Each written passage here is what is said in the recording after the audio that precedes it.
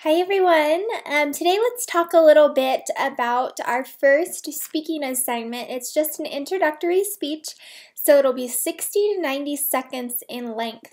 Our speech 4 will be up to 9 minutes if that helps you position. So again, speech 1, very low stakes, only 20 points. And we're just going to get familiar with our speaking assignments and the Zoom room and all those other things. So again, let me stress that it's very, very low stakes. So here you have two options as your prompt for speech 1. You can either select an object that represents a significant aspect of your background, personality, values, etc., or you can pick 2 or 3 things that you would like to be remembered by. And remember here that organization and outline format are key.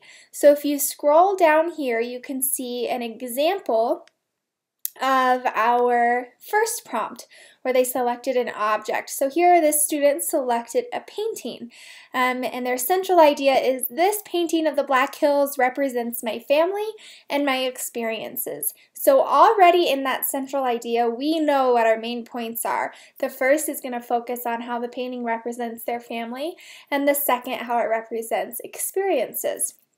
So this central idea we know also has to be in our introduction, right? We plan it out up here and it's included in our intro. The specific purpose right here and the general purpose just for planning purposes at the top. So this central idea, this thesis statement is going to be included in the intro too.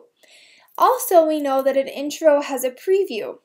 Well, we've combined the two here in saying that our central idea also includes the preview, and that's perfect. That's called a blueprint, okay? So you've killed 2 birds with 1 stone if you've included your preview in your central idea, and then we'll just throw it on to the end of our intro.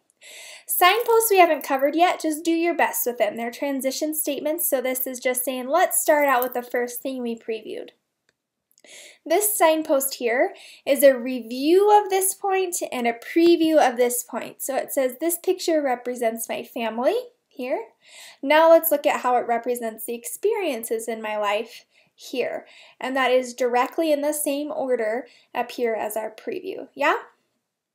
Okay, and then this last signpost says, let's review the 2 areas we've talked about today, which leads right into this summary statement down here.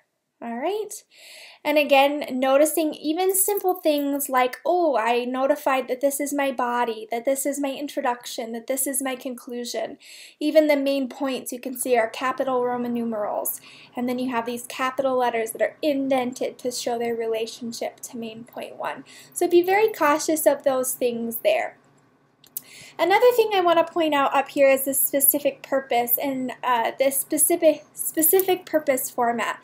So if you remember these 12 magic words, always starting your specific purpose with these words. At the end of my speech, the audience will be able to. So you're always going to have that phrase to start your specific purpose. At the end of my speech, the audience will be able to. And then I want you to choose a good active verb here. So this is something that you can't shake your head yes or no to. Like, do you understand? Yes or no. Understand is a bad verb. We want something that forces the audience to take action, to do something. So identify, list, explain, describe, those kinds of verbs. So following up the 12 magic words here with a good active verb describing your speech and the purpose of your speech. All right, and then here you guys, you can see the rubric for our speech 1 assignment. And again, very basic. Each of these sections here is worth 2 points. Your time limit, whether you made it within the time limit or you didn't, 0 or 2 points.